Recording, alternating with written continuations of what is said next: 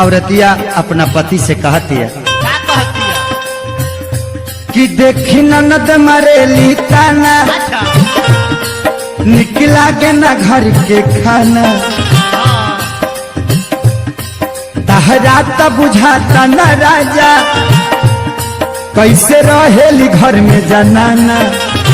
ए ततहु से शादी करके, ततहु से शादी करके हम ता पछतात बानी हो, कि तुहसे शादी करके हम ता पछतात बानी हो। पापा के बोला के नैहर जात बानी हो ए राजा, ए राजा पापा के बोला के नैहर जात बानी हो ए राजा।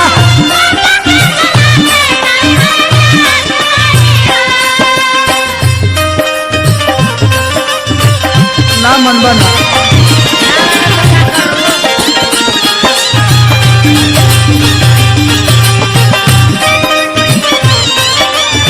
ना छोड़बा माई के, ना छोड़ो, बाबूजी के ना छोड़बा, एकदम ना छोड़े, अपना चाचो के ना छोड़बा, केहू के ना छोड़े, खेत के ना से देबा, एकदम ना छोड़े, सारे के छोड़े। सुबोधो के ना छोड़बा, वो तो नहीं छोड़ी, भाई हो बेचारा, ना छोड़बा, ना छोड़े, केहू के ना छोड़बा। केहू के ना छोड़े, तो ना छोड़बा, रूपेश के संग रहबा, भाई हम तो भाई के साथ ना रहे, कृष्णो के ना छोड़बा, केहू के ना छोड़े, महेशो के ना छोड़बा, हाँ। पवनो के ना छोड़बा, हाँ। और अंजनी राम मांगे वाला ओइ लोग के ना केहू छोड़बा। के ना, सब लोग के साथे रहे, साथे रहल बानी, साथे रहे, हमरा साथ ना रहबा, सारा चलते सब कोई के छोड़ दी, सब लोग के साथे रहू तो रहो। अपना कमाई सारा घर भर में बांटला, हम कुछ कहिले ता हमारा के डांटला।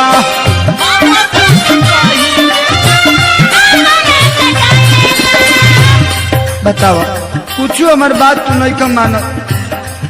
6 महीने 7 महीने से तार नाटक देखो तर अरे नहीं मानेंगे, तुम्हारे बात माने, मन बा नहीं मानेंगे, नहीं मानेगा, एकदम नहीं माना, नहीं मानेगा, नहीं मानेंगे, इसको डिस्को बोलेगा। इसको डिस्को बोलेगा, बॉम्बे जाइबे, बॉम्बे जाएंगे, जाएगा बॉम्बे, जाएंगे, फिल्म बनाएगा, फिल्म बनाएंगे 5 मिनट में, 5 मिनट में बनाएगा, हाँ। नहीं मानेगा।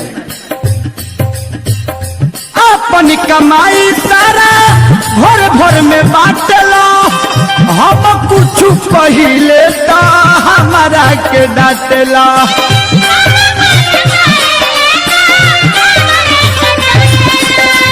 एगो तारे कारण,